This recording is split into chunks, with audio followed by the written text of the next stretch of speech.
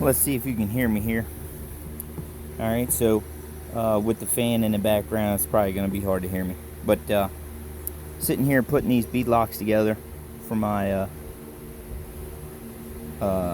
semi-retired slash ATV motocross bike. And I just want to go over some of the things that I've seen over my time.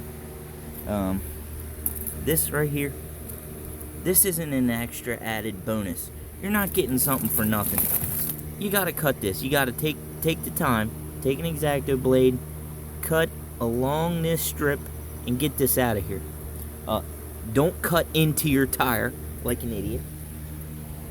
But you gotta get it out of there. It's going to possibly cost you a race. This piece right here, you just take it, stick it in, and little bit at a time. I can't do it because I got the front video in my hand, but very, very easily, just kind of cut that thing out of there. And if you're doing this at home and you've got time, take the time. Clean the ring, clean the wheel, okay? You take your beads apart, clean inside of there. Inside of here, get all that real nice, okay? It doesn't hurt anything. It helps you in the long run. You want to eliminate all the possibilities for failure on the track, okay? Also, these little bolts here, while they are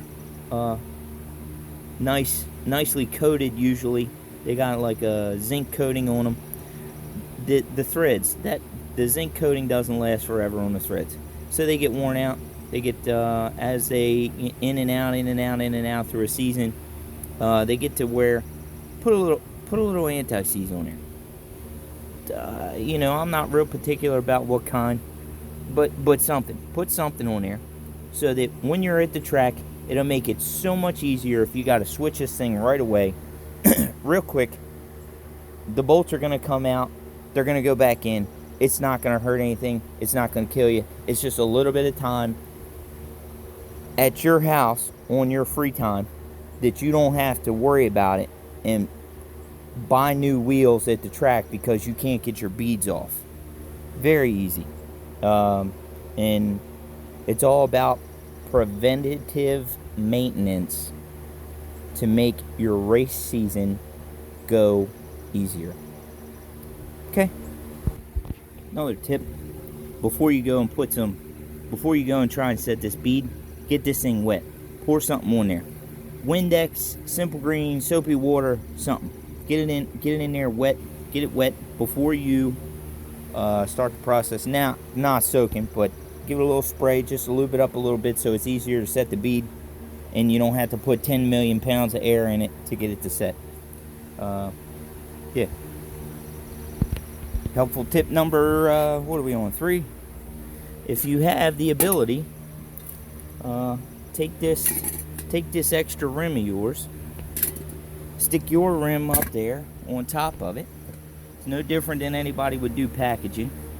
So you can push the edges down, and you don't have to worry about setting the bead under there or putting a strap around the tire. You see sometimes guys will put like a ratchet strap around the tire to set the bead so that it'll force the sidewall down on the back side of the wheel like this. See, the air is just going to escape there. You're never going to get it.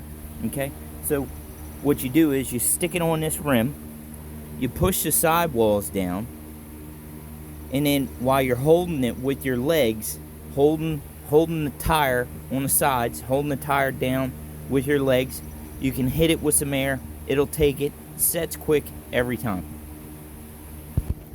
Another thing, when you see this and you've got that gap in the back over here, and man, I've got 10 pounds of air in this thing, and this piece here just won't pinch. Okay, great. Stand on the sides of the tire. Okay, put the tire around, put your air in from the side. Nothing in this area. If this tire blows out, it's gonna come from here. Put your air in a little bit at a time. Do not just go ham on this thing until it squeezes out of there. If you're home and you're doing this at your place, you're not in that much of a hurry.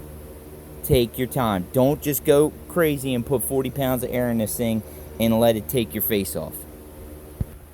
And there we have it. One ready to go. Turf Tamer Classic on a DWT Douglas wheel G3. Beautiful.